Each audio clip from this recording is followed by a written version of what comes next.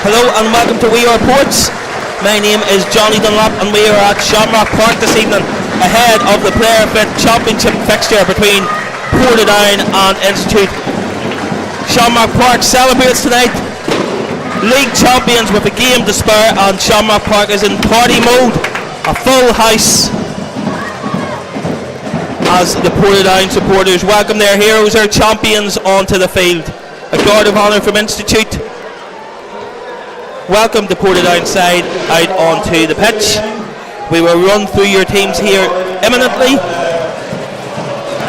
Portadown, they line up with Gareth Buchanan in goal.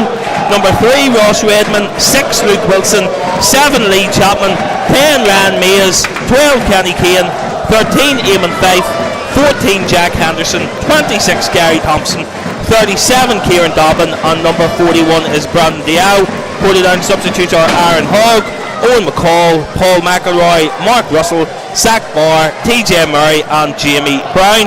Institute, who are of course playing for runners-up spot and a playoff place in the Player Fit Championship, they line up with Finland Doherty in goal. 2, Ian Porter. 3, Daniel Lafferty. 4, Sean Shepherd. 7, Owen McLaughlin. 8, Liam Mullen. 11, Jamie Dunn. 14, Dylan Kane. 15, Tiernan McKinney. 17, Michael Horse. And 22 is Connor Quigley. Their substitutes are Gareth Muldoon, Evan Tweed, BJ Bander, Cormac Burke, Shane McGinty, Shane Carlin and Shane Boyle. Referee this evening is Michael McKenna and he is assisted by Jason Miller and Shane Corrigan.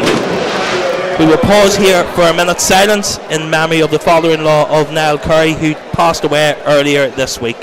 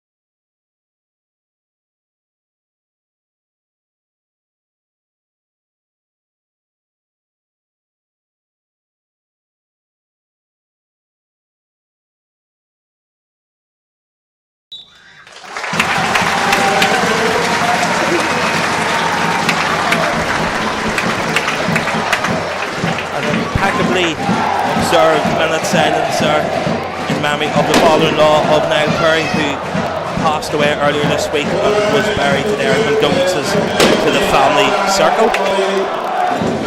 We are set to kick off in front of a packed home stand here at Shamrock Park in full celebration mode. Big thank you to wherever you're tuning in from this evening. Don't be afraid to get in touch. We'll give you a shout out as Shamrock Park celebrates. It will be Portadown who kick us off here.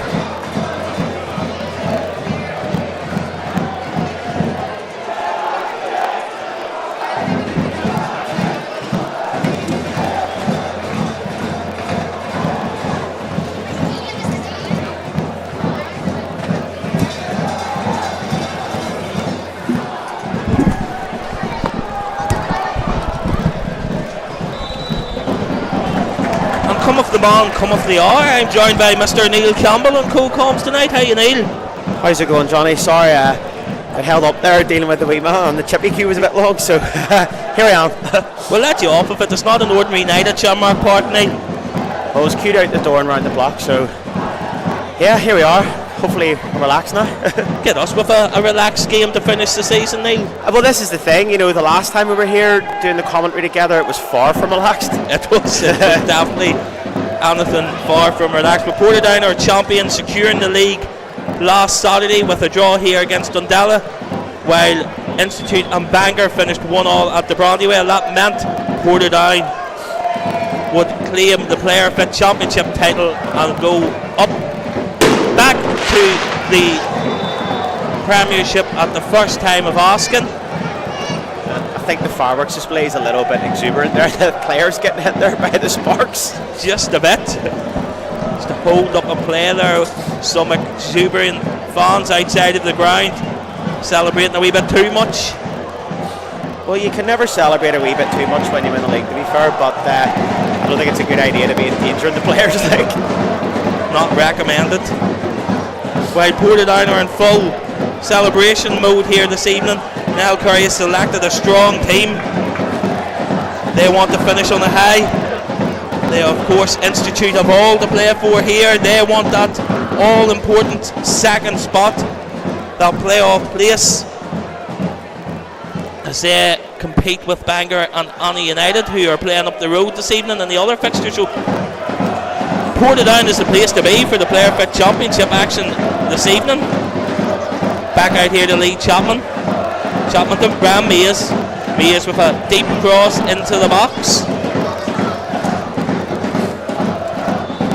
You know, it's a bit strange tonight that Anna, a local rival, are relying on Portadown to do them a favour to make sure Institute don't get the points here tonight, but it's absolutely mental. You know, people go on about title races across the water, and even in the Premier League over here, you know, how it was neck and neck and all this stuff, but you know, up to the penultimate game of the season, you were talking there was potentially 4 teams that could have won the championship, which is absolutely crazy. 5 teams even, sorry, never mind 4. We'll go into this evening, obviously Portadown are 4 points clear at the top, the title secured there, but then Bangor are second on 67. Dundela, who obviously can't really affect things, they're sitting on 3rd and 67.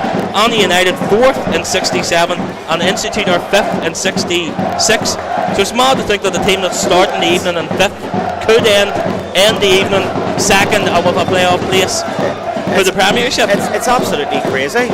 But then I suppose that's what you want, a competitive league. The only thing, well, the main thing, and I'm glad of, is that we're not involved in it. We're done and dusted, so we can put the feet up tonight. Obviously you want to win, of course, and it would be nice to end the season with a win, but it's refreshing going into a game knowing it doesn't really matter. Like, you know, it's one, like I'll say, like, you know, I think there was a lot of doubters, you know, throughout the season about whether we would get it done, and I think anybody would have bitten your hand off, you know, to be told you're going into the last game and it's signed, sealed and delivered already. And you know, it was, I think immense credit has to go to Niall Curry and his team, because he's from Portadown, and you know, it's not easy managing your hometown club. And this is the thing, see with Portadown, and I don't care if anyone says I'm being biased here, see, in my opinion, Portadown the biggest club outside of Belfast, still to this day. I don't buy all this other nonsense from other clubs. Portadown are a sleeping giant, and the expectation of Portadown is off the scale. And to see when you're down in the championship, people are expecting you to win week in, week out, and it was always going to be difficult. But you see the fact that they've got the job done, it's extra hard for Portadown because it's other teams' cup finals. And the fact that they've got the job done at the first opportunity, that's all you could ask for. Of course, there were times where you're like, certainly not making it easy for ourselves, but I was always confident we would do it. But I do think the turning point was definitely that Bangor game the other week. Certainly. Here's Eamon Fife, cross into the box, helped on by Jack Henderson to Kenny Kane. Kane takes a touch, and he fizzes that right across the face of goal. Kenny Kane, who of course set up Ryan Mays for that goal last week against Dundela, goes close to giving Portadown the lead here within 5 minutes at Shamrock Park. Portadown have made a real positive start here. It's going to be interesting tonight to see what way the Institute approach the game. Do they go hell for leather and try to beat us, you know, early doors and potentially leave themselves open at the back? Because the reality is they have to win tonight. Or do they hold back a wee bit and, you know, maybe try and wait and see if they can nick one late on, but then they run the risk, you know, that we're still in the game. So it's an interesting take tonight. And I think it's a good initiative here by Niffle. I know they come in for a bit of stick sometimes, but they've moved all the games to Friday night, so the sole focus is on the Player Fit Championship here this evening. Now, I know that was set in stone a couple of weeks ago, but That's the way it should be. It's, I mean, even across the water and stuff in England, the Premier League, it's always the last game of the season, it's always Sunday, and it's always a 4 o'clock kick-off. It's always great when the games at the end of the season are all in unison, and it is. I personally think for over here, Friday night games are the best time for Irish League fixtures. That's just my personal opinion. I think attendances would probably, from a Portadown point of view, would certainly probably back that up as well, Neil. I think some of our biggest attendances, without the anomalies of last Saturday against Dundee, because there's so much riding on it, but your standard league fixtures throughout the season, I think a Friday night or a Saturday evening have been our biggest crowd pullers so far this season. That's the thing, and it's the same across the board, because you only need you only need to look at it. Portadown is a hotbed for football. Not even just considering the likes of Portadown and Anna, Glenavon up the road. You're talking all the local clubs, at amateur and intermediate level, the likes of Seago and Laurel Vale, Rich Hill, Rackley Rangers. If these teams, and they all have first and second teams, you take 5 players out of each of those teams that could potentially come to Portadown games. That's another 100 people like that. And think of the money that brings into the club. It's Friday nights and Saturday evenings are the way forward for me. And clubs have to use, by no means this isn't a top flight Premier League club in England. You need to use your brain, you need to use your initiative and use those sorts of things to your advantage. Look at when you're able to pull the best crowds in, look at what you're not going up against and not competing with, and exploit that, because that's a revenue streams for clubs here. You have to do that to the best of your ability. Absolutely. There's an early message in there, somebody agreeing with you. Des, who's We Are Ports member, lives in Yorkshire, faithful viewer of We Are Ports each and every week, says he 100% agrees with you. Nearly says he's a Spurs fan, but no other club gets into your bloodstream like Portadown. Definitely one of the biggest clubs in Northern Ireland. Fully in agreement there with you, Nate. Thanks very much. But did you say he's a Spurs fan there? Oh yes, I never twigged that when I said that. Yeah. I don't think he'd be agreeing with me on Sunday days.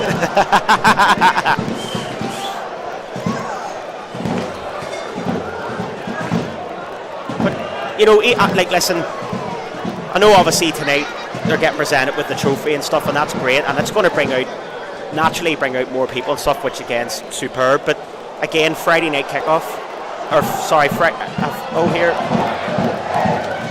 Institute, but sorry, side net now.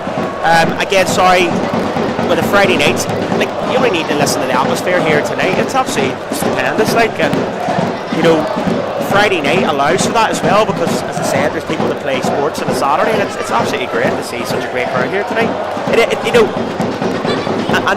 I think one of the things with Portadown and even the fan base in general is a lot of the time people sort of think it's still the 90s or the 90s under Ronnie McFall, but the reality is times have changed.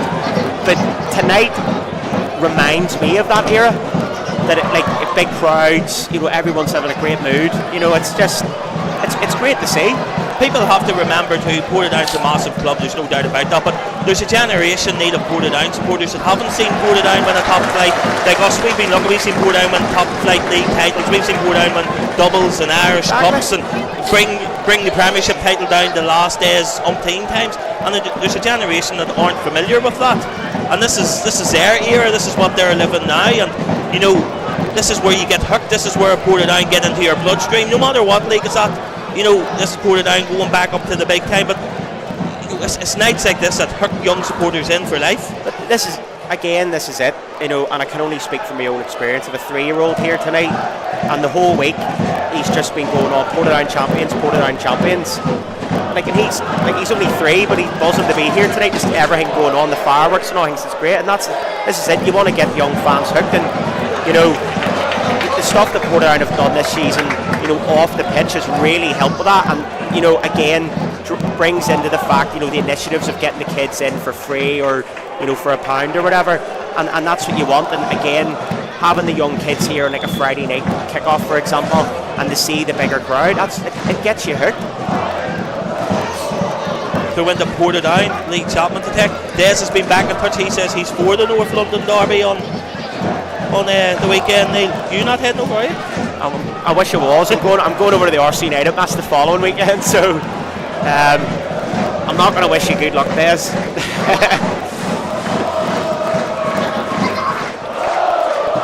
We'll of course keep you across all the other scores that's come in the Player Fit Championship this evening.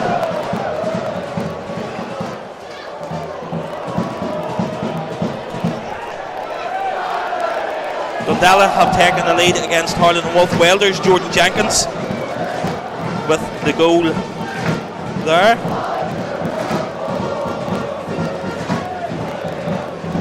While Ballyclare Comrades are beating Ballinamallard United. That's in Section B of the Player Fit Championship. Portadown have played Institute on 3 occasions this season. They won 1-0 here earlier in the season, before then going down 1-0 at the Brandywell to Institute. And then, of course, a few weeks ago, that late goal by Owen McCall to secure a 2-1 victory up at the Brandywell. Orange Trainer had equalised for Portadown. Daniel Lafferty was sent off early on for Institute. I think Ryan May's got delusions of grandeur there with that effort. So it's naming lights, or naming forward, should have said. Here's Brandon Diao, goes back to Gareth Buchanan, a bit of a loose back passer. Buchanan with a wee bit of work to do, but clears out upfield, headed on by Ross Redman.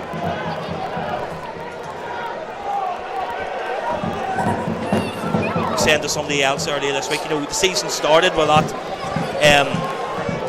3-2 victory up at Derby, and seems like a blink, doesn't it?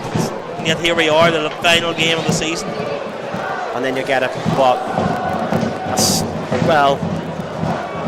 suppose by the time the pre-season friendlies start rolling about, you get a 6-week break. Yeah. Here we go again. Clearance upfield by Buchanan, headed clear. Ball falls to Chapman. Chapman, no miscontrols and Institute come forward. Was Tiernan McKinley on the run there for Institute. Institute still in possession. Here's Porter. Jamie Dunn, but Ross Redmond comes away with the ball for Portadown. Kieran Dobbin skips around a few challenges and then finds Kenny Kane out on the left hand side. Kane looking for Ryan Mays, but presents that straight to Connor quickly, and Institute come forward. Diao there with the header, just in front of Michael Harris.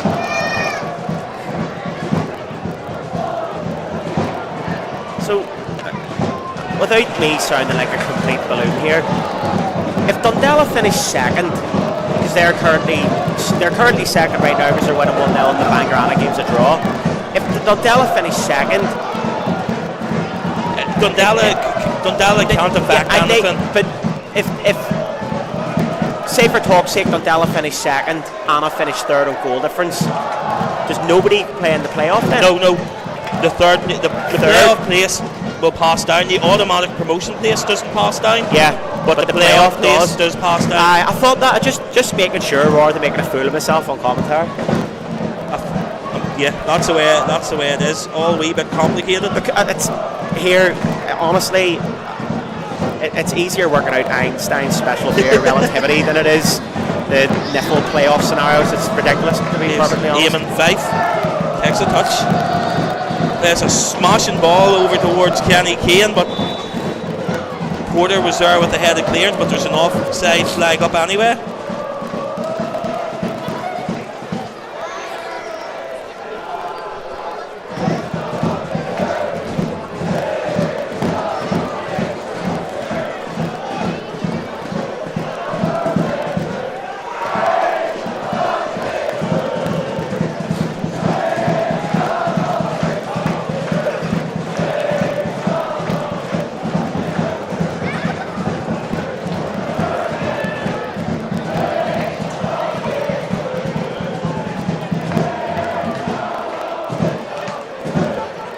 As well, that if Anna, for talk's sake, were to get promoted this season, they'd be playing here. Yes, seen the licenses there came out this evening, or this morning, sorry, yes. So if any United are promoted, there will be sure in Shamrock Park. Header into the box, Luke Wilson gets a touch and up breaks for Institute. And there was an effort on the far side of the box there. Wasn't hit with full force, sort of a placed effort that looked close from here. I'll tell you what, that was a good effort there.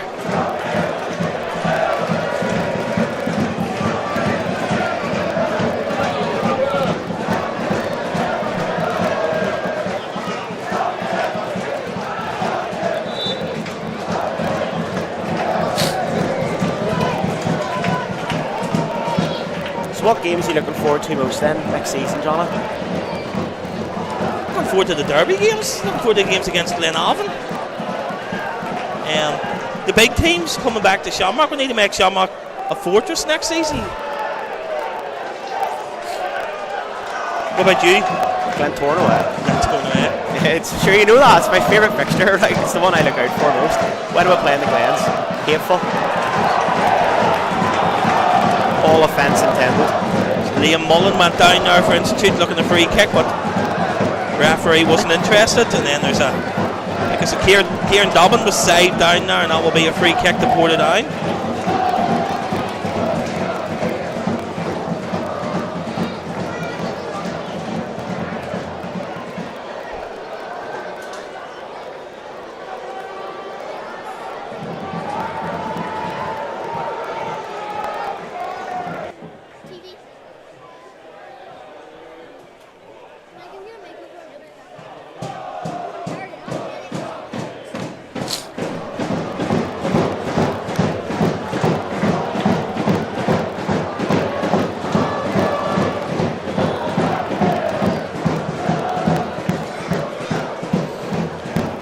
Dobbin has stayed down here, receiving a bit of treatment. I mean, it was quite a cheeky tackle there, you know, it looked quite painful. Yeah, I'm surprised the referee didn't have a word. Dobbin limping heavily. Dundalk have added a second. Dundalk 2, Harlan Wolf Welders 0. Jordan Jenkins with the second of the game there for the Duns. While Ballyclare have added a second against Ballinamallard United. Free kick to Portadown. Ross Redmond puts it towards the 18-yard box. Ball still there with Graham Mays. Tell you what, it's hard to see here tonight, you know, with that sun across the sky. We had the We Are Ports family fan zone here before the match. It was on from 5:30 to 7:30, and we had checked the weather all week. It gave rain for most of today, but the sun split the trees here at Shamrock Park. Makes a pleasant change, to be fair. Well, it was raining over there earlier on when I was there. It was raining football boots, Johnny. Oh yes. So we're here. Have I? I lost my temper, like, as you can imagine. It was effing and climbing. Oh dear. You're managing these days, Neil. Is that something that you would be at, like a la Alex Ferguson? Is there any boots kicking the change room after a bad defeat on a Saturday evening? A few glasses thrown about, maybe. Few plastic glasses crushed. It's cornered Institute.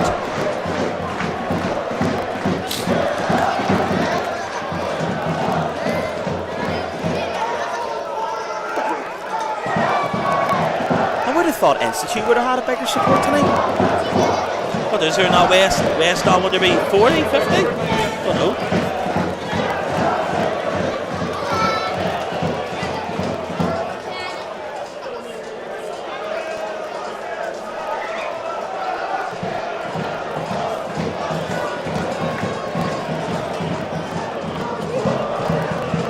There's a post, hit the ball, bouncing about, cleared off the line. I tell you what, Portadown have certainly got out of jail there. That's two golden opportunities there for Institute. They'll be kicking themselves that they've not scored. Just seeing a replay, the corner came in. There was a header by Lafferty, I think, initially hit the post. And then it was Sean Lappard, I think it was his effort then that was cleared off the line. Institute going very closer to taking the lead.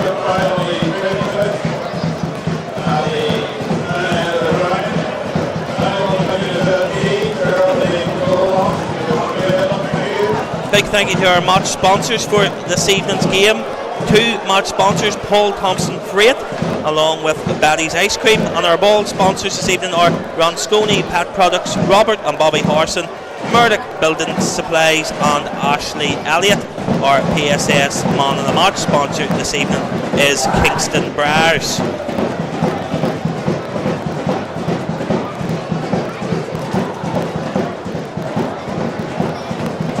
Portadown, as Neil was alluding to there earlier on, the licences were awarded this afternoon in relation to next season. Portadown securing their promotional licence, which allows them to play in the Sports Direct Premiership next season. Great work there by all behind the scenes. That's not an easy process to go through the licensing process. A lot of work, a lot of time goes into that, so big thank you to those behind the scenes who put the time and effort in to secure that licence. It's Gary Thompson. Institute come forward. Ball with Tiernan McKinney out here on the left hand side, facing his own goal, skipping away from Gary Thompson. Thompson still in full pursuit with Connor Quigley.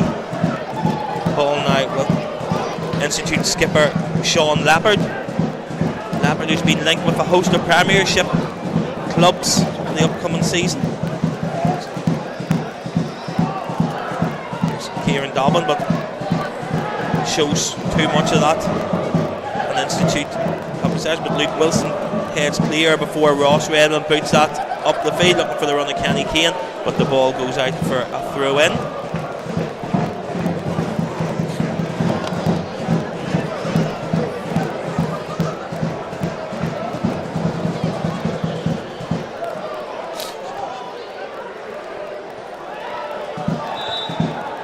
Very well dressed tonight, Johnny. Team photo before the game. Oh yeah? Team photo, so you're like Michael Cole here and I'm dressed like Pat McAfee.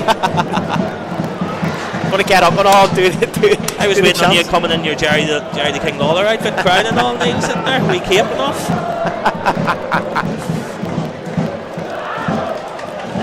Throw in the Portadown. Lee Chapman gets on with it quickly, finds Ram Mays. Mays back to Chapman's ball low off field is intercepted by Connor Quigley. He challenges Ram Mays, comes away with it, but then referee Michael McKenna adjudges there's a foul there by Gary Thompson, and that will be a free kick to Institute. Ian, wherever you're tuning in from this evening, get in touch, give us a shout out, and we'll certainly mention you here on the programme. When you say team photograph before the game, do you mean of like all the directors and stuff? And the team, the whole club. Like a squad photograph? Without the trophy? The trophy was earning. What? Nah. Old school. You don't touch the trophy until you get presented with it. No, it's one day that would have been saying that. I've said that. Nah.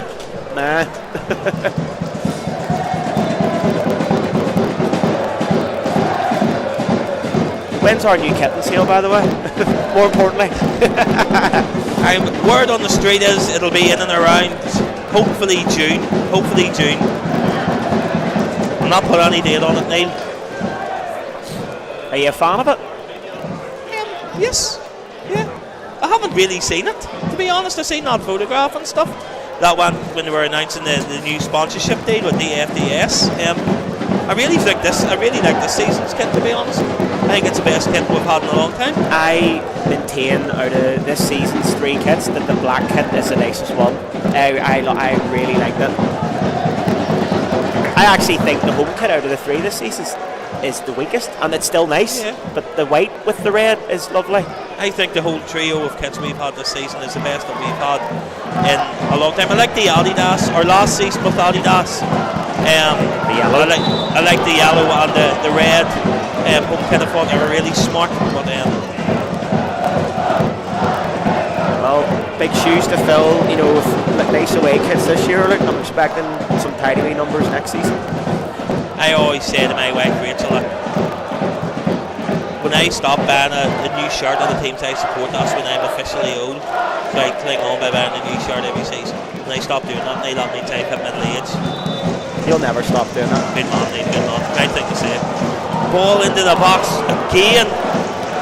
two Institute players trying to connect with a free kick into the box. The free kick came in there from Tiernan McKinney, and there was two outstretched legs there from Institute, but just evaded both of them. You're just talking there, you know, about the kids and all. You're saying your missus. My missus just constantly criticises me because she's like, Neil, do you wear anything else apart from Portadown and Arsenal stuff? And I'm like, no.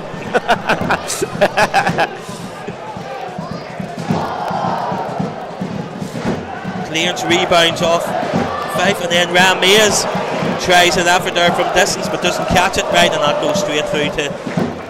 Just when you were talking there about me managing Whitehead Eagles and stuff, so there's a fella that comes down and watches the games every single week, and he was yakking away to me, and I mentioned Portadown, and he was like, are you a Portadown fan? And I was like, yep.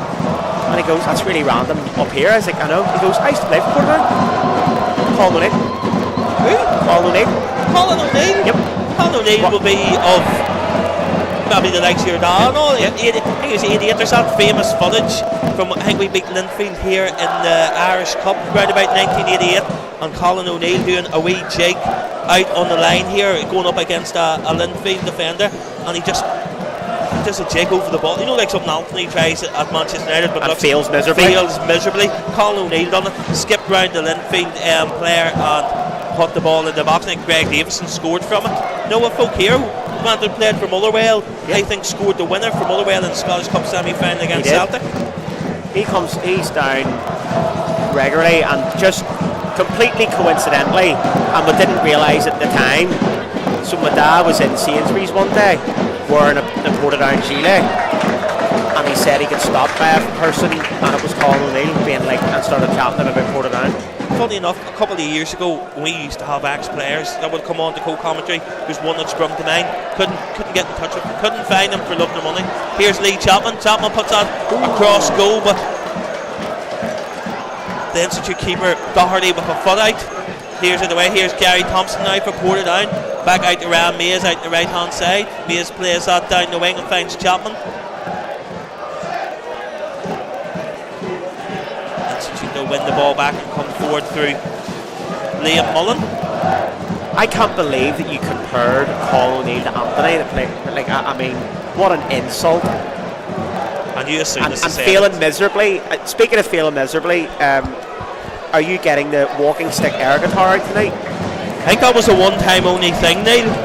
That only comes out in a big occasion. Well, tonight is a big occasion. Not as big as last Saturday night. I'm old, I had sore arms from playing that air guitar last Saturday night. You think you are Heath Slater 3MB?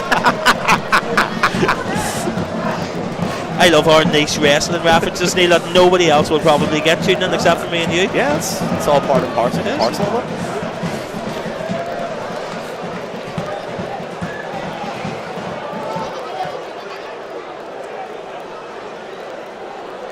Shout out to Desi Brown tuning in from Lanzarote. Says he's absolutely raging at missing out on tonight's celebrations. Desi, a big Ports fan. I'd rather be in Lanzarote. I know. No, I'm joking. Sorry, Desi. Sitting round the pool, lovely heat, supping away at a few cold ones, tuning into the Ports. What else would you be at?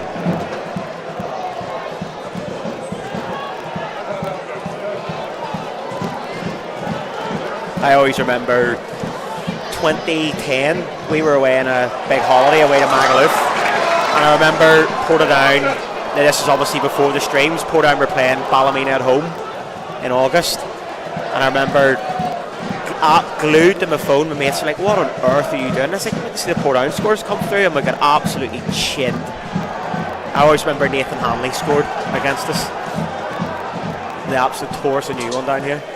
I was over at Magaluf. That's glasses were getting smashed that night, I'm telling you. Throwing the Portadown, Ross Redmond.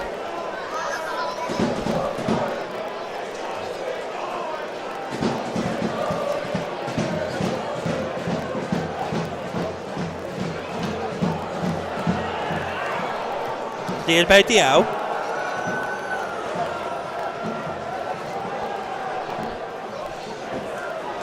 Institute will win the ball back, but Luke Wilson is there, but the referee calls that back for a free kick. He felt Liam Mullen was fouled.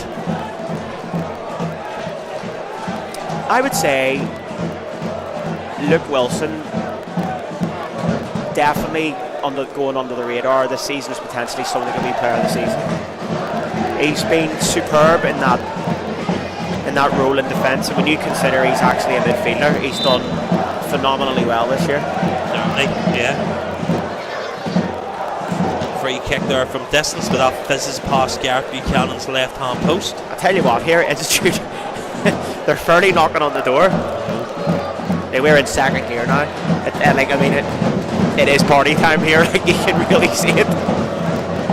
Institute there with 3 or 4 really, really good chances that have been passed up. I say look for an all-important goal, but so far in the games that matter this evening in the Player Fit Championship, all those games are 0-0. Annie United and Bangor still 0-0 up the road there at Tandragee Road.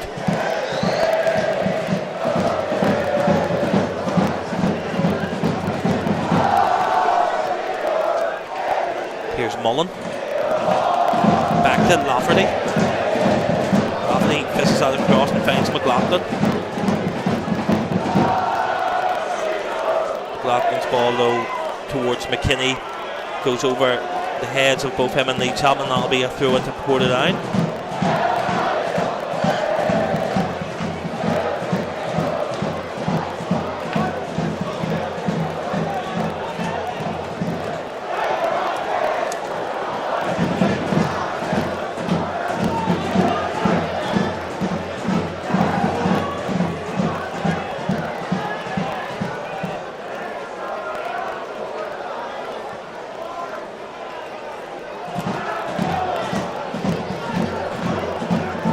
Knocking the ball about. That's a loose pass towards Connor Quigley and goes straight out for a throw in. That was commentator's curse right there.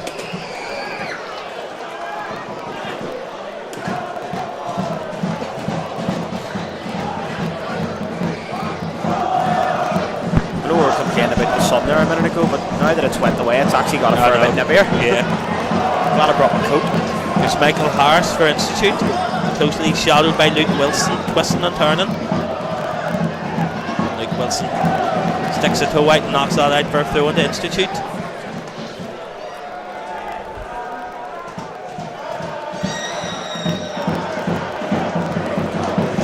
Oh, he's done well there. Jack Henderson nips that out and finds Kieran Dobbin. Dobbin holds play up and then knocks that, looking for Ryan Mays. Portadown back in possession now through Jack Henderson. Oh, well done. Excellent. Gets away from Tiernan McKinney. His ball though towards Kenny Kane, intercepting Institute back in possession, but Gary Thompson wins back possession and finds Eamon Fife. Fife twists and turns in the box. Kenny Kane puts that across goal. I think it came off an Institute player and was going goal bound but was blocked. Portadown still in possession here through Ross Redmond. Redmond back to Henderson. Henderson with a first time cross into the box. Ball breaks here for Ryan Mays, but he hooks that over the Institute bar. I think so. Kenny Kane has stayed down. I'm not sure if he was caught by the goalkeeper. Just seeing a replay of that chance here now.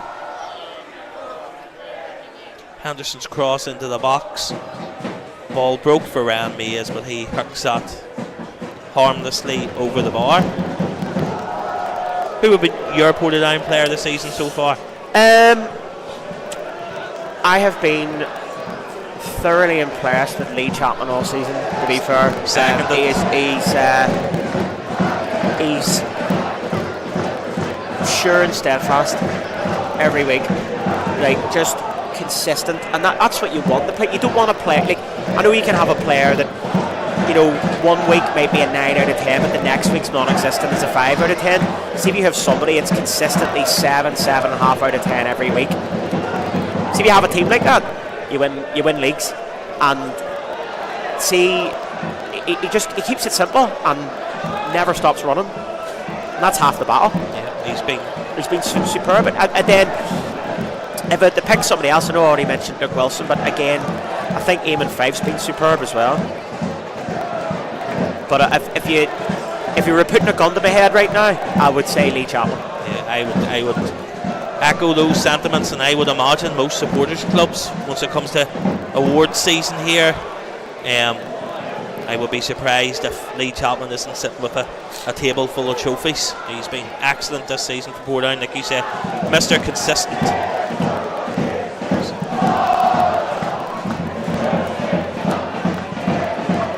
Kenny Kane with a sliding challenge there, knocks that out in front of Palmer, and that will be Porter, and that'll be a corner kick to Institute.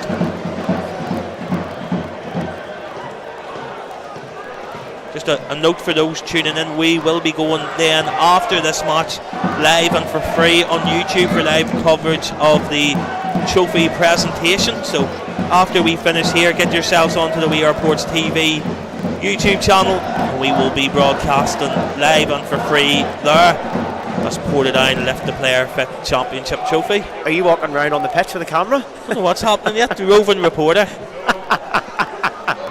Like Annika Rice. What did you call Annika Rice? Is you too young to remember Annika Rice in Treasure Hunt, and she used to be running about? I'm thinking more along the lines of Kevin Kelly here, you know. Again, an in-house reference that nobody will get apart from me and you.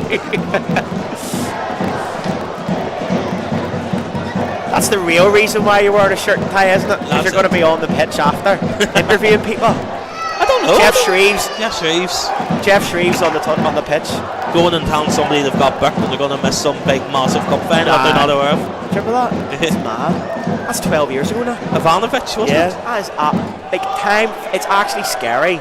You know, you're saying there about you know, it feels like the season's gone the blink of an eye. You know, the other day, me and a couple of mates were talking about cup finals. I was like, it was the 2010 cup final between Linfield and Portadown. I think it's 14 years ago. It's mental. Like, it's absolutely terrifying. Here's Kieran Dobbin has picked up a loose ball. Gary Thompson plays that out. Here's Ryan Mays. Mays plays that back to Eamon Fife. It's a very good block. There's Dylan King with the block there as Eamon Fife pulled the trigger inside the box. Mays tries to play that round the corner for the overlapping Lee Chapman, but that will go out for a goal kick to Institute.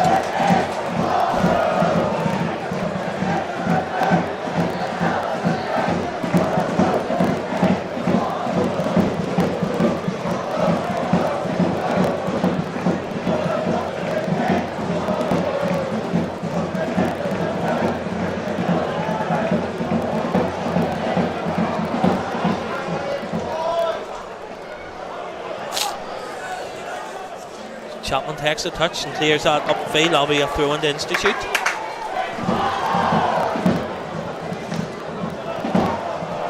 Quick throw there taken by Lafferty into the box. Ball now with McKinney. Back to Lafferty, but Lee Chapman's there and plays that upfield. That was intercepted there by McLaughlin. He was looking to throw in, but Portadown with the throw. Here's Lee Chapman.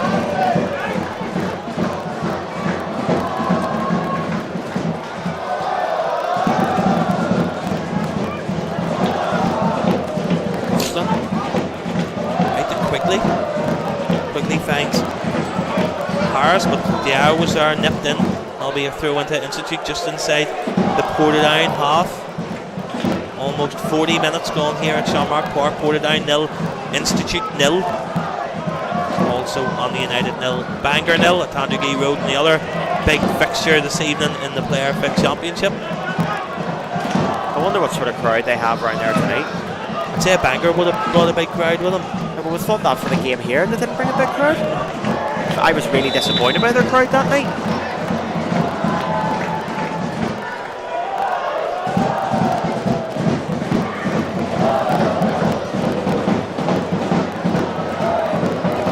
This is no slight on Ballymena, but I actually think whether it be Bangor or Anna United, obviously at the minute it's not going to be Institute anyway. But if it was Bangor or Anna United, I would prefer one of them two to win over Ballymena for two reasons. The first being that every time Portadown play at Ballymena, we always lose. The second reason being it's always cold up there, even in summer. And actually the third reason, it would actually be refreshing, I think, for the league in general, that there be like a new club in it, so to speak, rather than someone that's been there like every year, if you know what I mean. Bangor's a big club too. I would like to see Bangor back up into the championship. Harris, I don't know who he was looking for there. I think he thought he had support, but he didn't. He played that right across the Portadown 6-yard box, but there was no Institute players in sight. Yeah, with the acrobatics to clear that up field. It's like a bro kick that. Dylan King out to Lafferty, but that's intercepted by Portadown skipper Gary Thompson. He plays the ball forward looking for Ryan Mays, but Sean Leppard is there. He goes back to his keeper Doherty, but Doherty he clears straight out for a throw into Portadown halfway inside the Institute half. Just on Brandon Jow there, that's a great clearance there, but he has done really well over the last couple of months. I think it took him a few weeks to settle in, of course, but he has been really impressive. Even the night, the Easter Tuesday game away to Bangor, I thought he was exceptional that night. He won everything in the air as well, and he's become a cult hero here. He has. He really, and fair play to him. I was actually talking about him to my dad on the way down, and I was saying about, because he was on the score earlier on, I was listening to that, and obviously Michael's sitting right there, for radio for it right now, but the big man's become a cult hero here, and fair play to him. Because it's not easy, coming from across the water, over to here to play, and he's done really well. Cross into the box, it's cleared. Here's another cross into the box. Quickly is there with the header. Ram Mays puts that back, but straight to an Institute player, and Institute will come forward here. But that's overrun, and that will be a throw into Portadown. He comes going back to talking about Brandon. He comes in with that stigma of being, the YouTube stigma, and I know that Portadown have been hit with that stick a few times last season and somewhat. And to be fair, probably rightly so in some instances, not all, but some.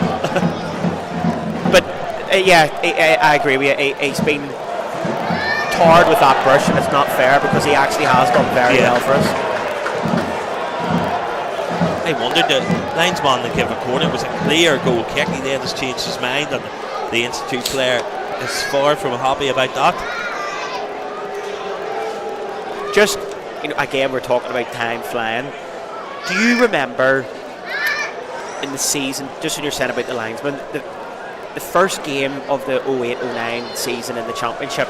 It was against Armagh City. Armagh City, we won 7-0 away, and there was no linesman. Yes. Do you remember that? And Ronnie McFall was going ballistic on the sidelines, even though we were 7-0 up, because I think we scored a goal, and it was the ref giving us offside late on, and he was never offside. I think it was Gary McCutcheon, and I remember Ronnie McFall giving a post-match interview going bananas about it, saying it was a disgrace, blah. The rest of the season, linesmen at every game. It wasn't until 3 or 4 games in. No, I remember, I think we played Bombridge Town here the next Tuesday night, and again there was no linesman there either. But he kicked off, and then after that it was... Because remember, we played Bombridge, and we got beat at home by Ballymallard. Yes. 3-2. There was a couple of dodgy results early on in the season. Remember us losing home and away at the Cope, I think. Yeah. And then we lost away to Loughgall as well. Limavady maybe beat us here as well. No, was the Limavady game not the turning point where we did go on a bad run, and then we beat Limavady 1-0 here, and Johnny Topley scored? We struggled past them, and that was the turning point, because we got beat by Institute during the week. I remember that was a Tuesday night game, and Andy Smith played. He came back and was involved in that. He was getting a bit of stick, and then after that he wasn't seen again. But yeah, I think the Limavady game and Johnny Topley scored. Do you know what? I think you're right. I think we did lose to Limavady as well, but then there was 2 or 3 games that we lost in a row. Remember going up we played Coke up at Coke. Yeah. And Ronnie really rang. I think he started Jordan Baker and Aaron Herr up front. He dropped a few of the big hitters, I remember, and I think Coke beat us 3-1 or 3-2 or something like that. You're right. We did get beat by Limavady here, and it was Ballyclare that Johnny Topley scored against. There is the half-time whistle here. Referee Michael McKenna brings an end to proceedings for the first half, where it's Portadown 0, Institute 0. Institute with the best chances, but have somehow yet to find the net here at Shamrock Park. We're going to take a break for 15 minutes, and then we'll be back with live second half coverage of Portadown against Institute in the Player Fit Championship.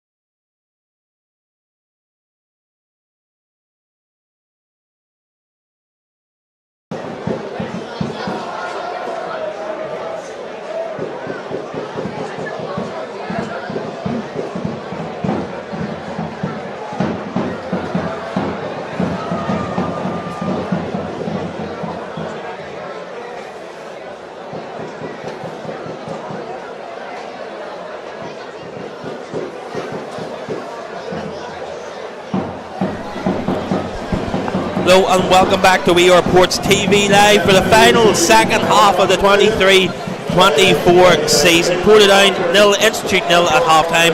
Both teams are back out on the pitch and are about to kick off here in what is a massive second 45 minutes in the race for second place in the Player Fit Championship. At half time down the road it is Annie United 0, Bangor 0, while of course here it is Portadown 0 and Institute 0.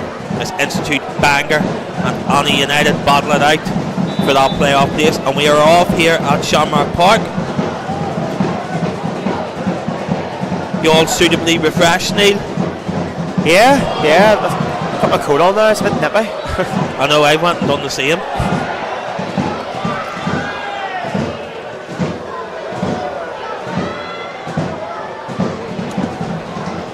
Do you not get given a big corporate duffel coat nowadays or what? No? No? Are you still just man of the people? Man of the people, need buy my own coat.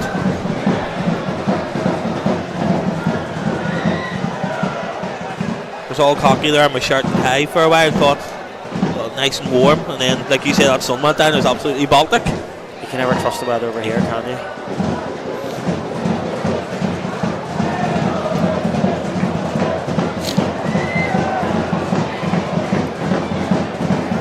Half-time scores in the Player Fit Championship were, as I say, Annie United 0, Bangor 0, Dundela 2, Harland and Wolf Welders 0, Portadown 0, Institute 0, while in Section B, Ballymallard United 0, Ballyclare Comrades 2, and Dergview 1, Ards 1.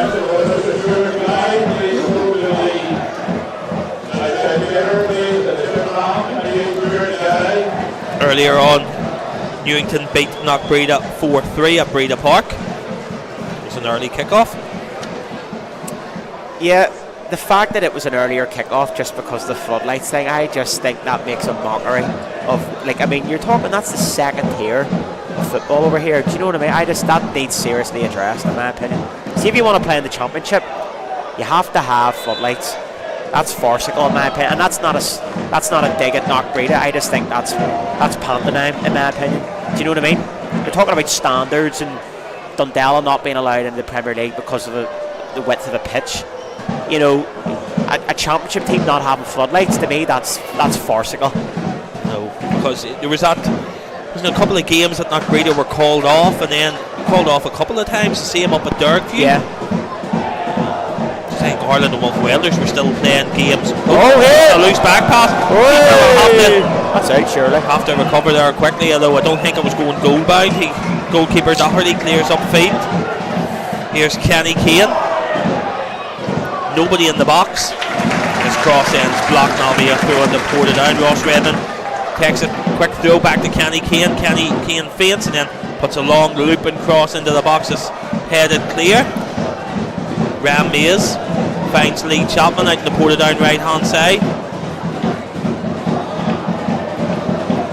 Final touch comes off Chapman, and that's a throw at Institute. It's certainly been a better start here from Portadown, and imagine I don't think it would have went too extreme this time. There was probably a few rockets there at half time because they've been a bit tepid tonight, haven't they? But then again, you know, they're on the beach, you know, and on the beers, so I remember here in 91 when we lifted the Irish League trophy. Larne weren't the Larne of today, but they came here and beat Portadown by a goal to nil.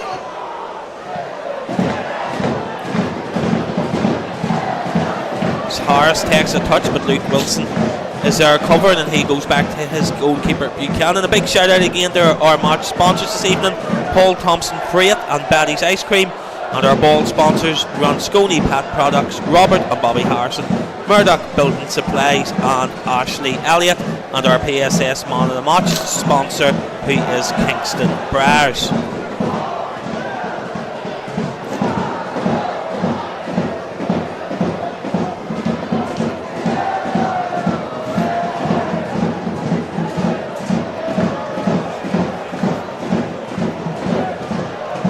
Wherever you're tuning in from this evening, you're very welcome here on We Are Ports TV. Don't forget to get in touch with us through our social media feeds, and we'll certainly give you a mention on this evening's coverage. And also a reminder that immediately following this game, we will be going live and for free on YouTube with coverage of the trophy lift here as Portadown and lift the Player Fit Championship trophy at Shamrock Park. Just noticing this new banner here behind the nets, one of our own Luke Wilson banner. It's very good, isn't it?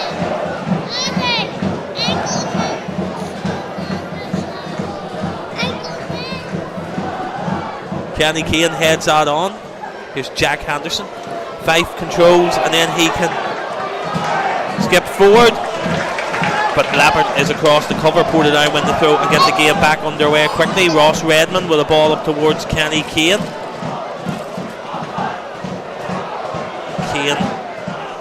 Thompson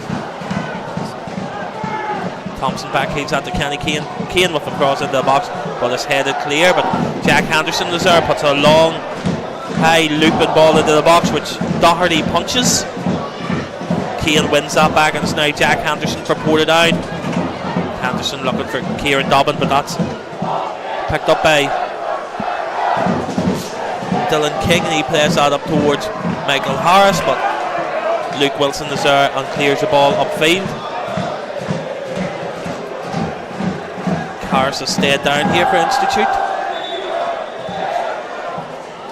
Just run through the teams again. Portadown then line up with Gareth Buchanan in goal.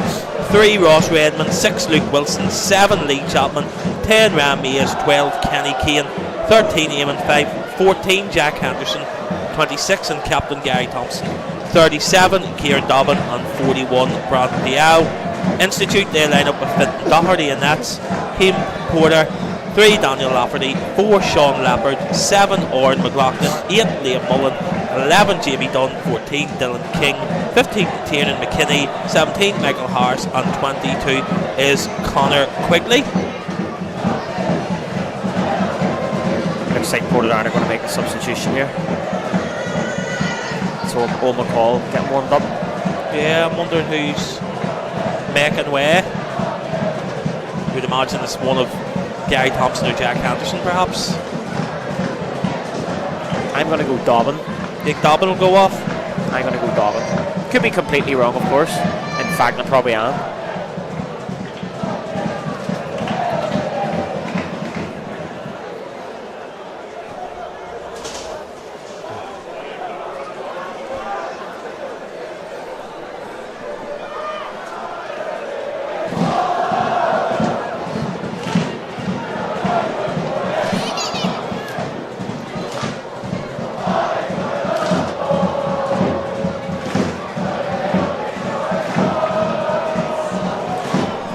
Buchanan with a save, and then Jack Henderson is there to mop up.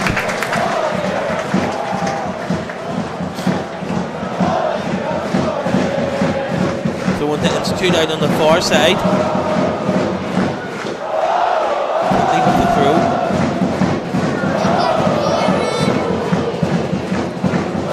Deep cross into the box, and Ross Redmond is there. That'll be a corner to Institute.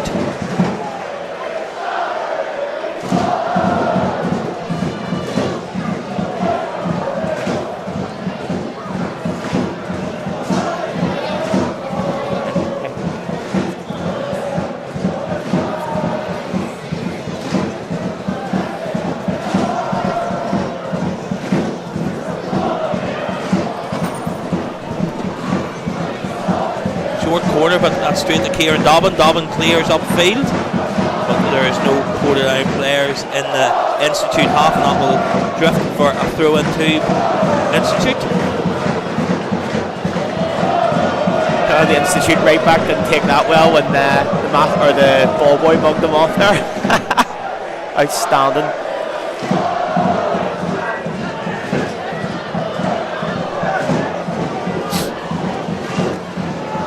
Porter with the throw. Back to King, and King goes to his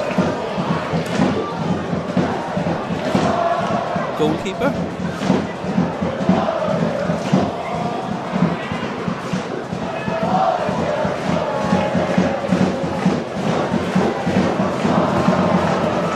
Dobbins passes short and institute back in possession. There's Gary Thompson, wins the ball and clears the ball upfield. King is there, finds Lappert. Lappert has to stretch for that and looked like he possibly had injured himself in the process.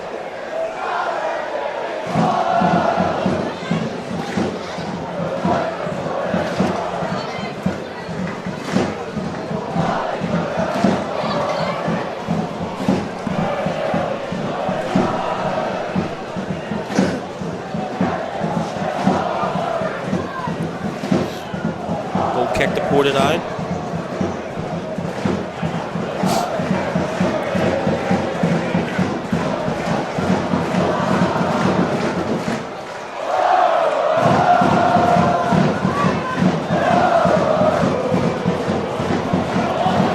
Releases Ryan Mays down this Portadown left hand side. He puts a cross into the box, but there was only aiming 5 to aim for, and it evades everybody.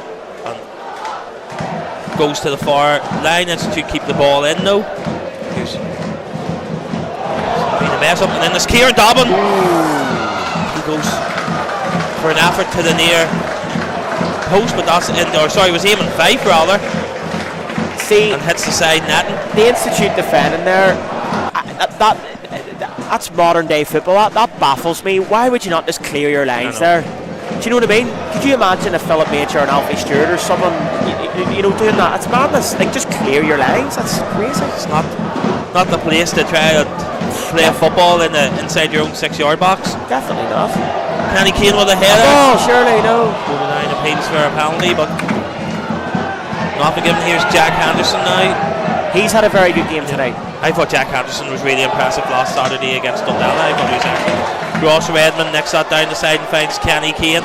Kane keeps the ball in, but gets his cross all wrong, and that goes straight out for a goal kick. And looks like there's going to be a triple substitution here for Portadown. This increases my chances of being right here. Let's see. Drum roll, please. Is it 4? 4 substitutes coming on?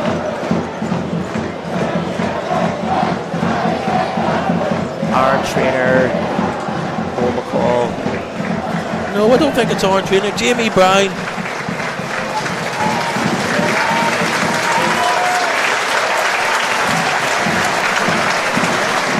So I think it's Jamie Brown, Paul McElroy, Owen McCall and Zach Barr all set to come on for Portadown.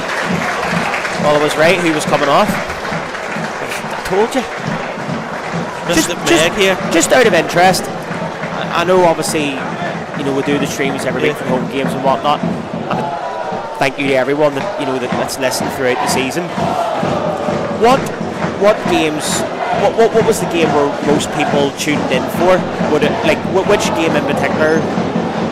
Was it the Bangor game a few weeks ago, or just out of interest? Yes, you know, I think it may have been the Bangor game a few weeks ago. Yes, I'm not entirely sure. You've caught me on the hop there, but I think it might have been. There's Gary Thompson off. Kieran Dobbin makes way as well. Just looking about who else has went off. Ram Mays go off as well there, did he? Yes. And I'd imagine as well, with it being the last game of the season, he wants to give as many people as possible run out. Kenny Kane's the other one to take it. Buchanan off his line quickly and clears upfield.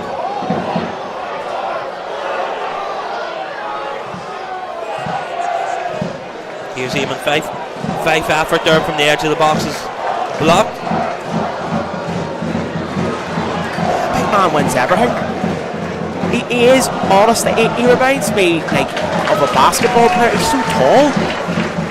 And sometimes with big men, you automatically think that they're good in the air, and they're not always good in the air just because of their height. But he is. Yeah. He is an absolute giant. Ross Redmond keeps it in, ball breaks here to Fife with a cross comes shot across goal, but that will go out for a goal kick. Ballyclare Comrades are now 3-0 up against Ballinamallard United.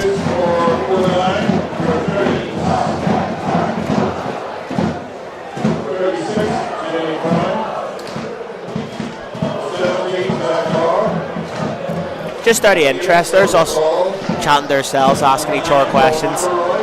Whoever's watching, text in who do you think who would be your player of the year, and what are you looking forward to most next season? Who are you looking forward to playing against most? Which grounds are you looking to visit most?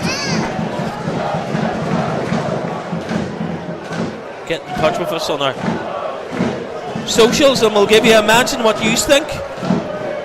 Deep cross into the box, but Buchanan is there and collects.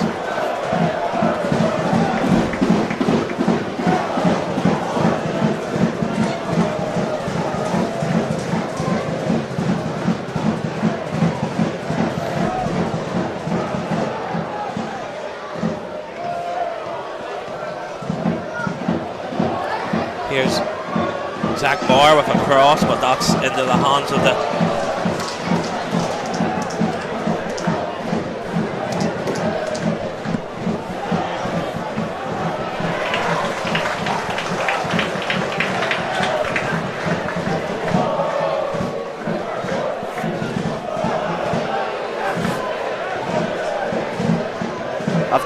I've just had some feedback with a question that I asked, and it would be from Richard Jemison that his player of the year would be Lee Chapman. I don't think there'll be much arguments.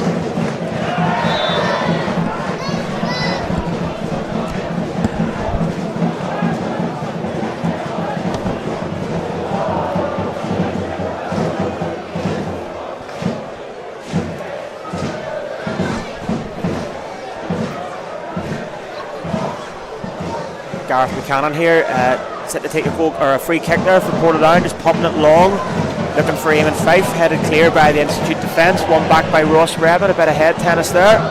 Fife to McCall down the left hand side, plays in Paul McElroy, cross into the box. Ooh!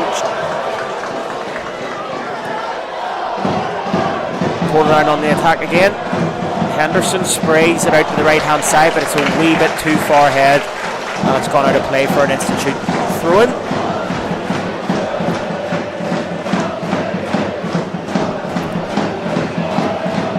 Paul McElroy closing the Institute defence down, one back by Brown. And he's been taken down there, but advantage given to Portadown. Paul McElroy advancing into the box, cross it low. Easily cleared there by Institute skipper Lafferty.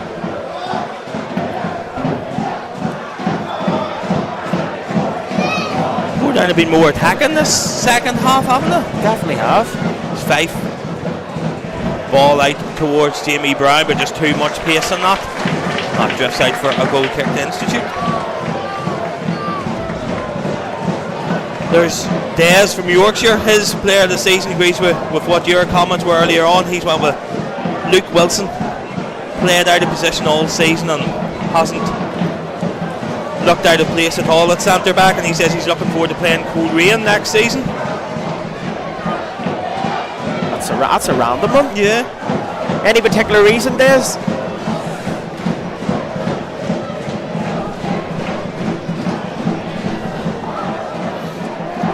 Here's Jack Henderson. Ball over the top, looking for Paul McElroy, but Lappert is there and clears upfield. Lappert's struggling a wee bit for Institute here. Their captain and central defender. Here's Jack Henderson. Sprays that out to Lee Chapman.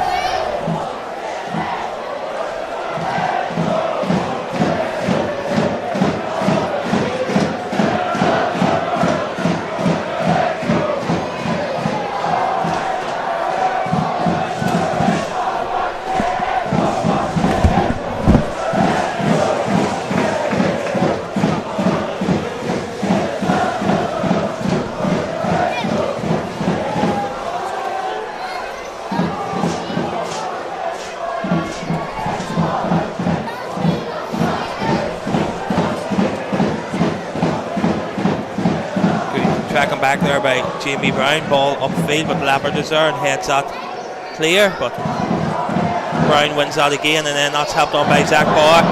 Paul McElroy looked like he was clear and goal, but he's offside. Puts the ball into the back of the net anyway.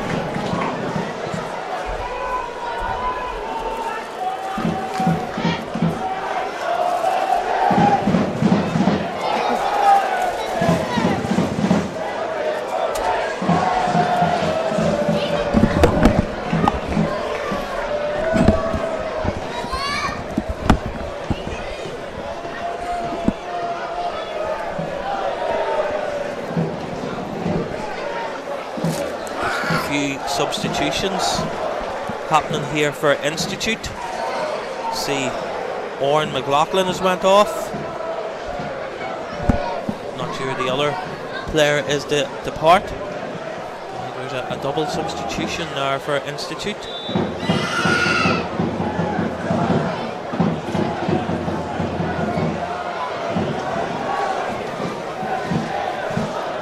With a ball upfield, header won by Luke Wilson, and then Barr chest that down to Paul McElroy, who races down the Portadown right hand side, but Lambert was there covered, goes back to his goalkeeper Doherty, who clears upfield. I think next season having a fully fit and raring to go Paul McElroy will be absolutely massive for us. You know, last season we went down, Paul, you know, did really well when he came in, but it was too little too late. Just admiring that's a classic. Mr. Keelan Leaper wearing a classic Portadown Puma shirt. Thing of beauty. It is. Just having a raring to go Paul McElroy next season. You know, from the start, like last year, what our problem was, we couldn't put the ball in the net early doors. It was too little, too late, so to speak. And having those options from the get-go next season is going to be massive. And Paul McElroy's quality, even just coming back in the last sort of few weeks, he's made such a massive difference. Must give the other players such a lift. You know, we have a Premiership quality player there, you know, in your ranks. Des got back in touch. He says looking forward to playing Coleraine because they stay, when he comes home he stays on the north coast a lot, so if he's home he'll try and make it work when we're visiting Ballycastle Road. Oh, very okay. Free kick to Portadown, floated by Henderson towards Diao. Diao still there, hooks that across.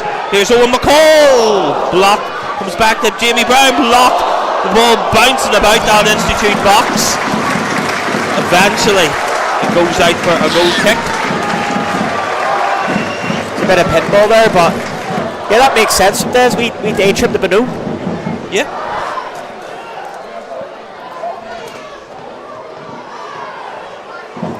Here now is Paul McElroy running through for Portadown. Zach Barr is looking to play it forward, but he looks offside. Paul McElroy strikes it, but the ball hits off Zach Barr, and Barr was maybe in an offside position.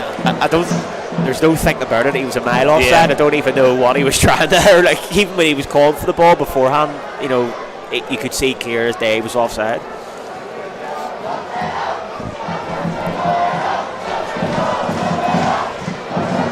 But again, you know, we touched on it, you know, last time I did the commentary, you know, for the Bangor game, and the different options that Portadown have up front now. You know, you've got McElroy on.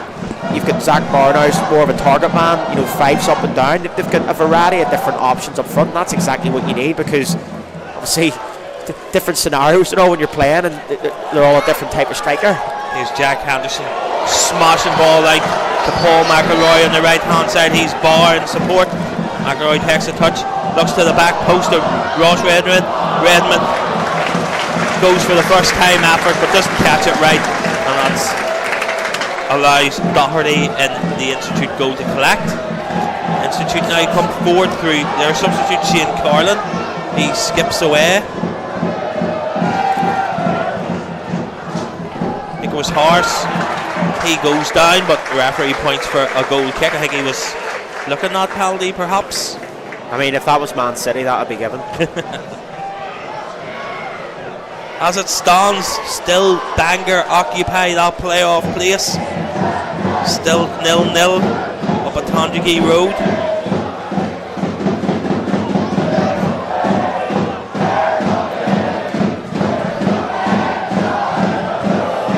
Luke Wilson, but Michael Harris is there. Back to Carlin. Carlin plays that down the line for Evan Thee. And that's eventually cleared upfield by Ross Redmond, headed back towards goal by Daniel Lafferty, but here's Owen McCall for Portadown. McCall has Ross Redmond, he's just waiting. McCall drifts past a couple of Institute players and then back to Luke Wilson, and Wilson goes out to this left hand side and finds Ross Redmond who's in space. Redmond's a great ball. It was a great ball, but well Lappard was there and collects at the edge of the 6-yard box, and then he has went down. He's been struggling, I would say, for the last 15 or 20 minutes. Leopard. He stayed down here and looks in some discomfort. Referee Michael McKenna blows the whistle. Institute do have some good players as well, you know. I would say I'd say there'd be a few clubs sniffing around some of their players next season here, depending on whether they go up or not, of course. Michael Kennedy, he was one that he go to Institute from. He's not involved this evening. He scored the penalty, I think, up at the Brandywell when we won 2-1 there a month or two ago. But he's not involved tonight, must be injured. BJ Bonda on the bench. Shane McGinty being Ballinamallard, maybe Dungannon Swifts as well. Obviously Daniel Lafferty. Yeah. Northern Ireland caps to his name.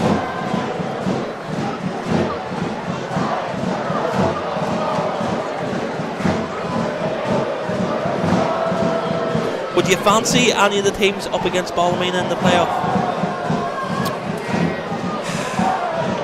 I think if it was a one-off game, yes. But because it's over 2 legs, I just think Ballymena, this is the thing, everyone goes on about how Ballymena have been really bad this season, but I just think over 2 legs they'd get it done.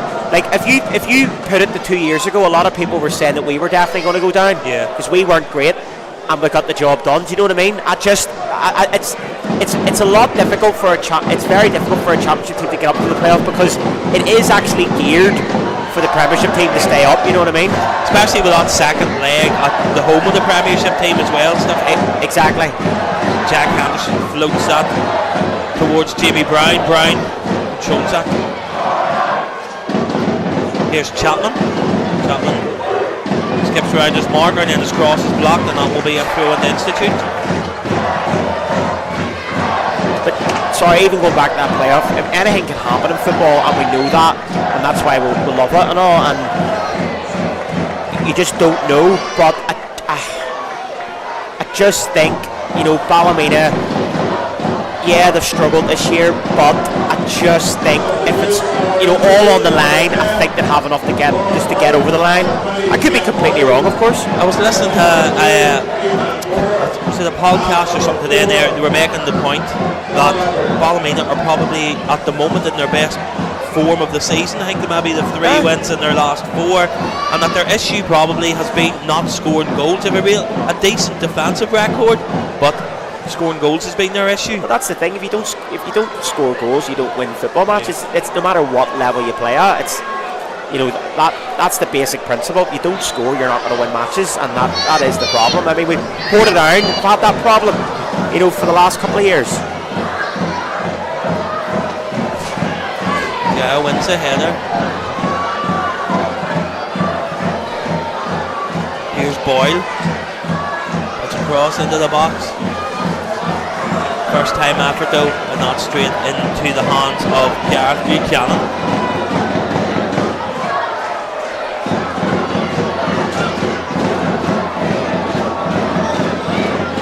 Ross Redmond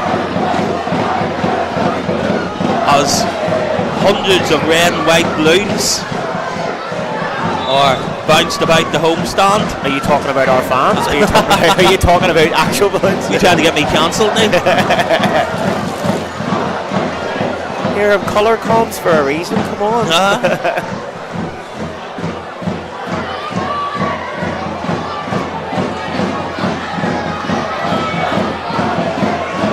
Fair play to the guys of the Red Turfs. They've played their part this season and been not 12th man off the field. They're supporting. They've been good lads. Who's the ball played through, but Zach Barry's offside. No, 100%. But like, I mean, just with the balloons now, even then we're talking earlier on. You know, this is when you want kids to get hooked on it, and it is stuff like that. You know, will really help with that. Or there's a few more coming here, I think, as well.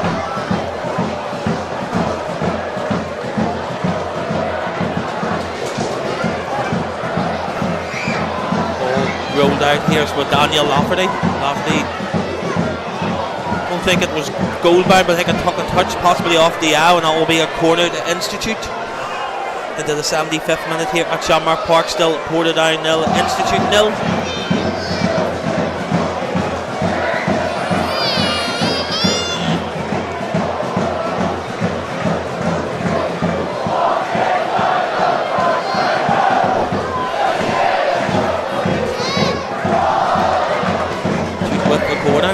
Buchanan is there and punches that away, but that will be picked up here by Carlin, who swings across into the box, but Diao's there again and heads it clear, but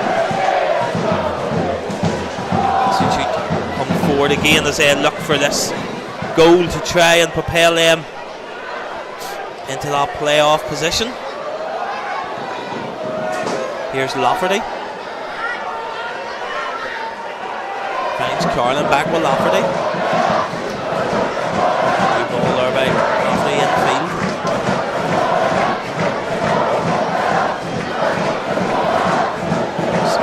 Institute move the ball out to their left hand side.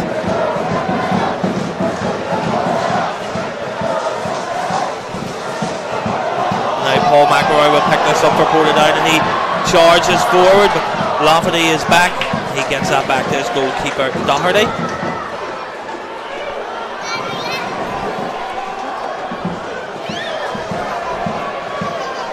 There's an offside flag.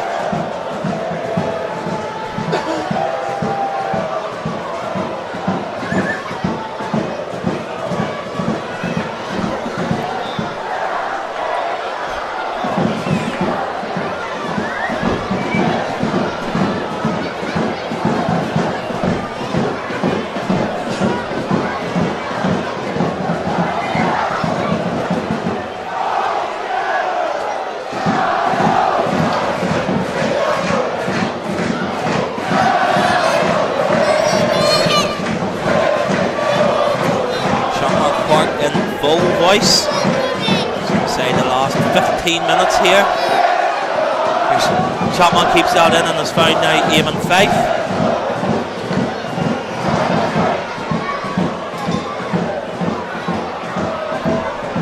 Diao.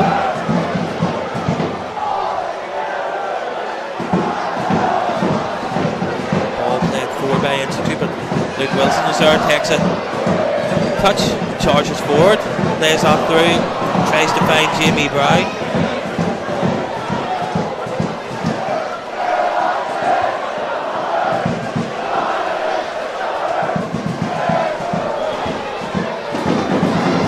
Cross into the Portadown box. Chapman with the header, and that will be a corner to Institute.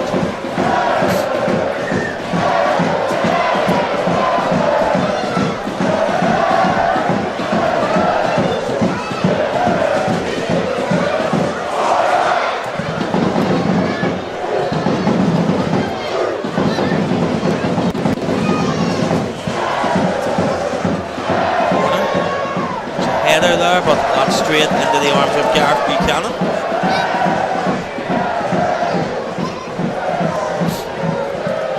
Here's Ross Redmond now coming forward for Portadown. Plays that down the line to Zach Barr. Barr's onside, slips that through to Jamie Brown. Surely a penalty. Looked like Jamie Brown looked like maybe he wasn't expecting. It was a good pass by Zach Barr. Sort of seemed to catch Jamie Brown by surprise. It looked like he got a fair old nudge in the back there, but referee Michael Buchanan not interested. Ross Redmond challenging, and Carlin goes down. You know, I talked about it earlier, Johnny, like what way would Institute approach the game, and in the last 10 minutes especially, they've opened up a lot more, so I think they're going to start to throw caution to the wind, because, you know, they're going to have to go for it here if they're going to want to get promoted here.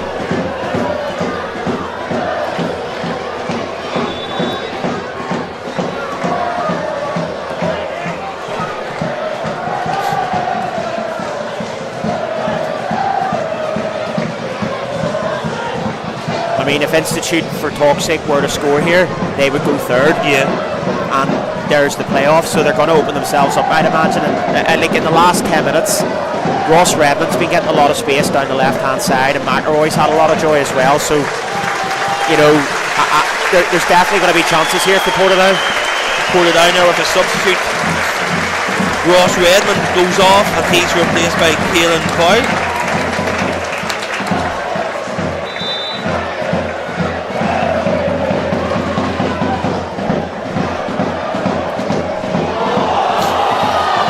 Paul McElroy charging through for Portadown out on the Portadown right hand side, takes a touch, Fives cross, sack bar, but just can't get enough on that.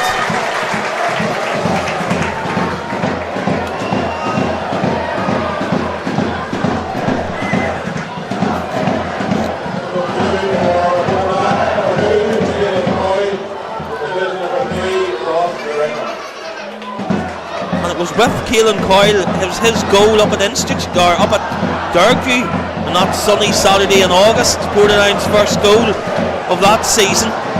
Remember, it was a poor kick out by the goalkeeper. The goalkeeper was caught and the ball fell to him a right distance from goal and put it into the empty net.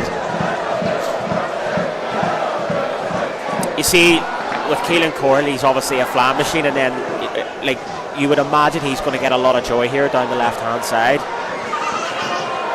As I say, there's definitely a goal in it here for Portadown, because Institute are starting to open up a wee bit, because they're going to have to throw caution to the wind.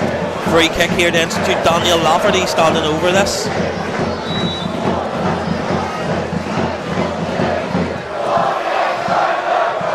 Took a wicked bounce.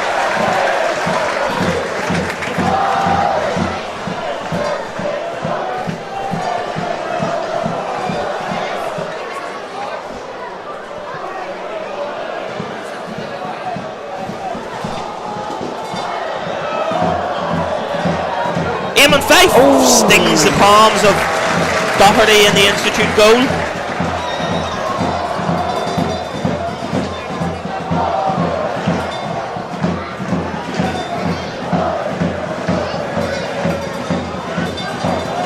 Here's Jamie Brown. As blatant of a handball as you've seen as Cumberland initially there and palmed the ball, and then as he audacity put his arms out and asked what's the problem? Surely that's a booking. You would have thought it's bound to be. I don't know, like.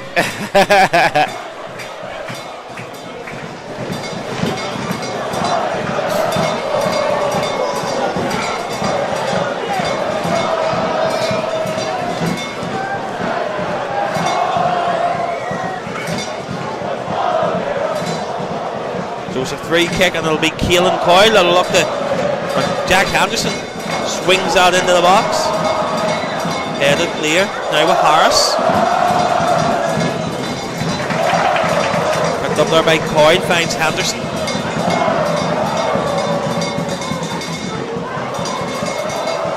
Henderson skips through a few challenges but couldn't get round Daniel Lafferty, and Institute now come forward.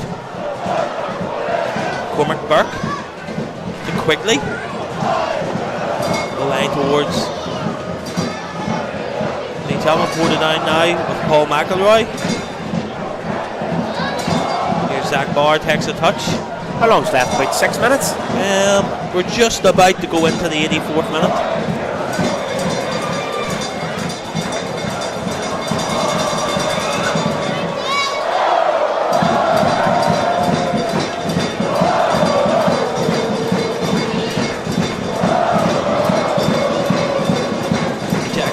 Stayed down here.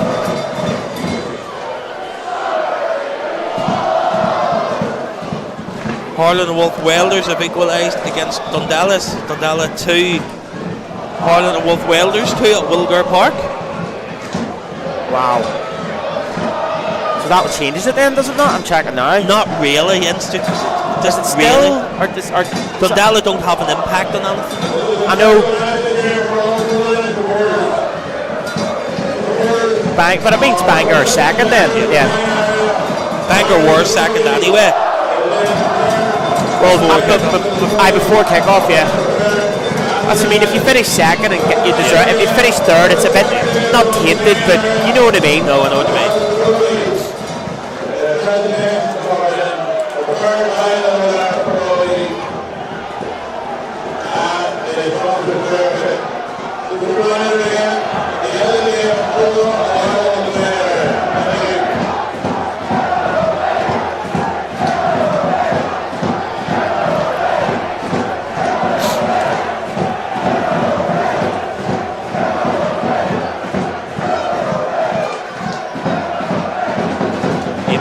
Juggles and then clears the ball upfield. call.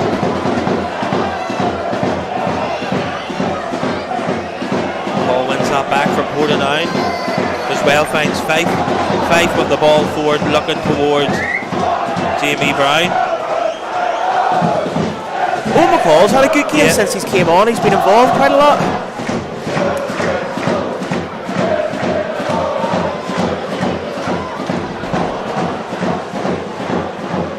Like, there's no way that the Institute bench don't know what's going on in other games. They're going to have to throw caution to the wind here. Just go for it, and then that hopefully leave themselves open for us to pick them off.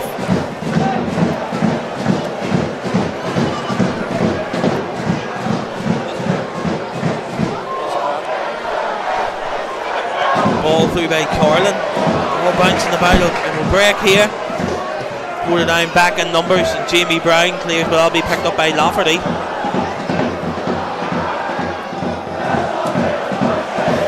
Henderson tries to release Zach Barr, but ball too much in front of him. Doherty, goalkeeper, comes out. Finds Dylan King.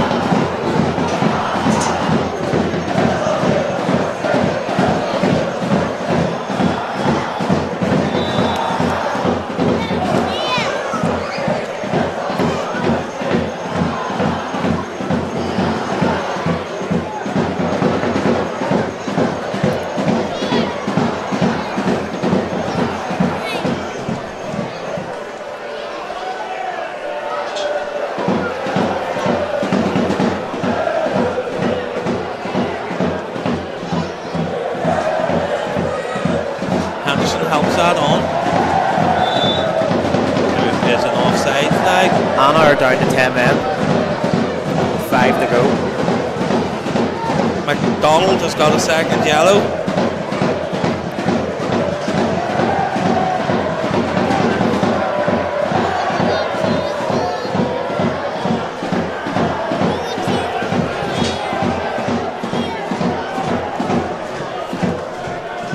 Here's Lafferty.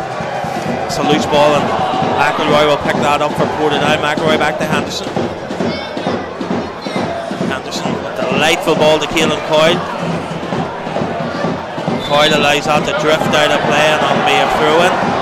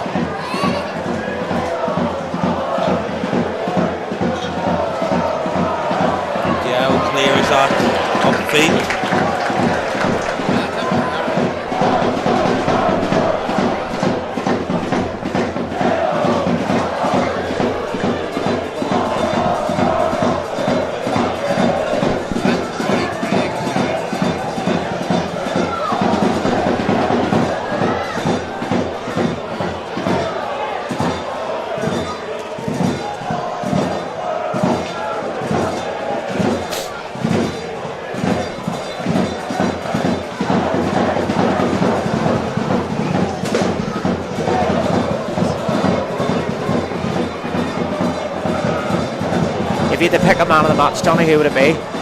Jack Henderson, I think. give it to Jack Henderson.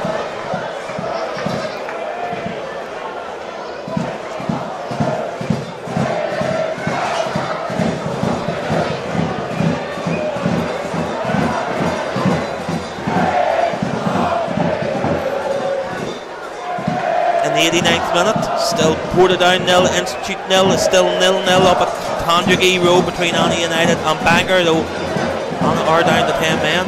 Harlan with Wellers are winning 3-2 now. Institute going all out here. Jack Henderson clears that out for a throw-in.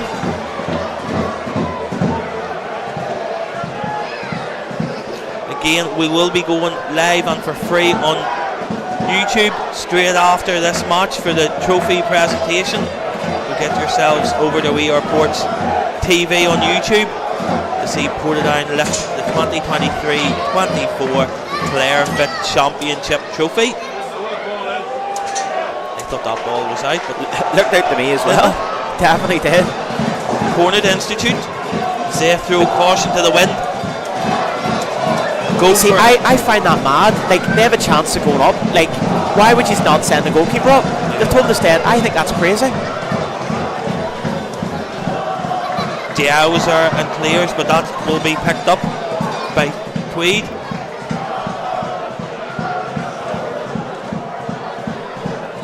Deep cross into the box. Header across goal, but Diao was there and he clears. Carlin tries to keep that in play, but he doesn't, but that'll be a throw in to Institute. It's a hot trick, as Neil was saying there, for Matthew Ferguson at Wilgar Park. Mandela 2, Carlin and Wolf Welders 3.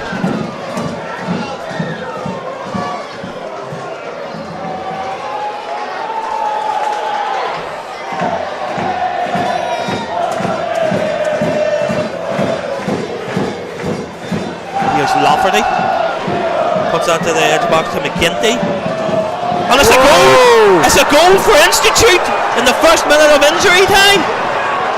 Wow, that's huge. That is.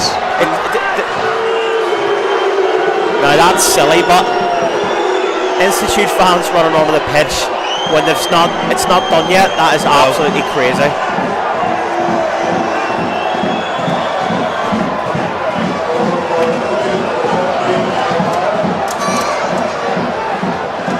But we did touch on that. We said that in the last 15 minutes there, they were throwing caution to the wind. They were more open there, and you know, they've got their just rewards. They have done well tonight, to be fair to them. Portadown have been on the beach, but that is huge. A huge goal in the race for that playoff place. And it's come through Institute and Michael Harris. Portadown won't care too much.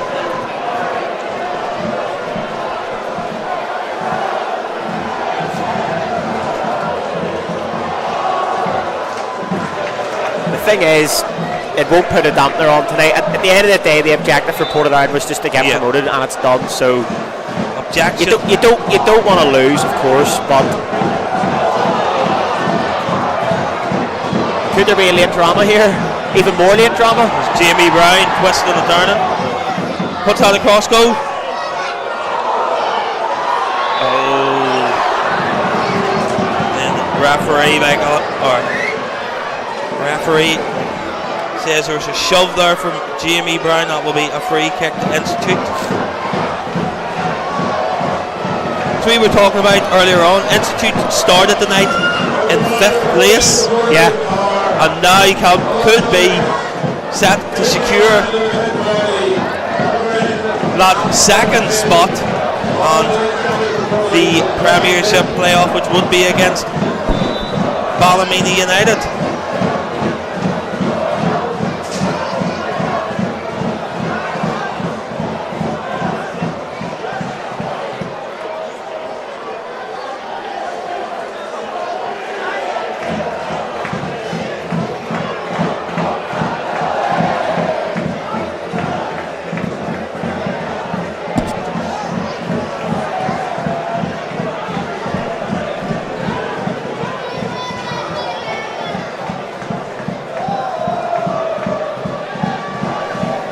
Deep into injury time here. There can't be that much injury time.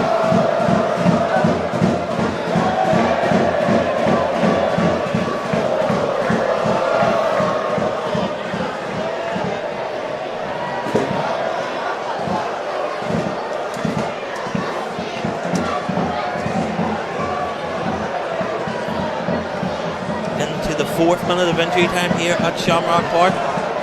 And this Institute looks set to claim 3 points. That's a late challenge there.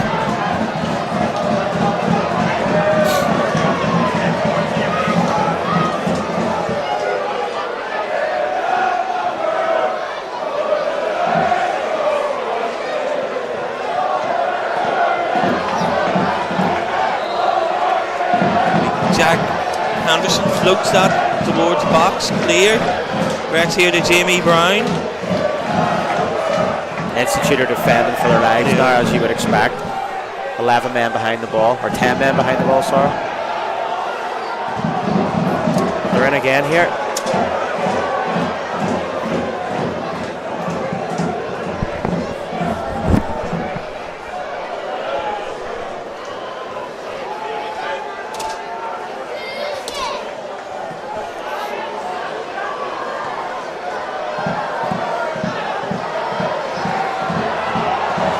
free kick to Institute as they look to defend their lead.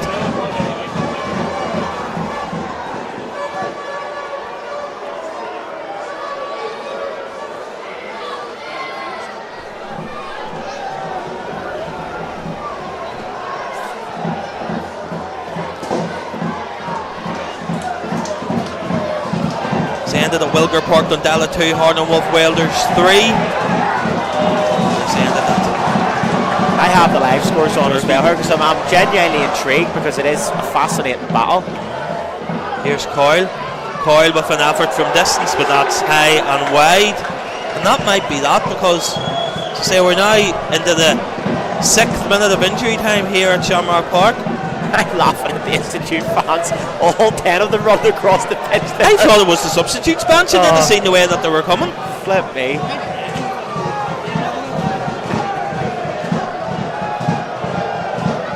I could be completely wrong, but I'm going to back Ballymena with the 2 legs to stay up. Ballymena to stay up.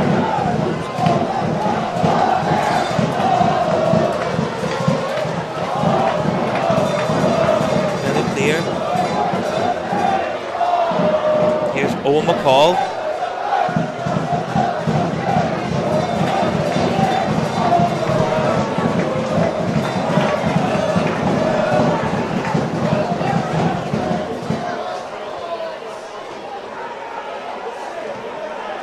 There's the whistles blew, but Institute are a wee bit like us last week, where they're going to have to wait. Well, I mean, it brings down the curtain on what's definitely been an eventful season. Final whistle goes here at Shamrock Park. It's ended Portadown 0, Institute 1. A goal in the 1st minute of injury time from Michael Harris has given Institute all 3 points. But like us last week, they're waiting on scores elsewhere to see what their fate will be.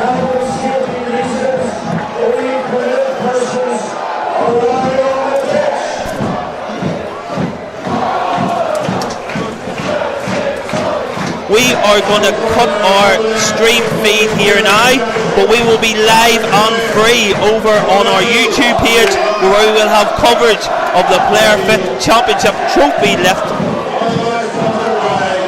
So thank you from wherever you've tuned in from this evening and all season. We've appreciated your company here. A season that's ended in celebration for Portadown has been a Mid-Ulster Cup win, a journey that saw us reach the final of the League Cup and champions of the Player Fit Championship. My name has been Johnny Dunlop. Big thank you to Neil Campbell, my co-commentator this evening. Big thank you to Mark Johnson and Matt Gregg and Richard Jamieson and Ross Morrison and everybody that's helped this season bring We Are Ports TV live to you.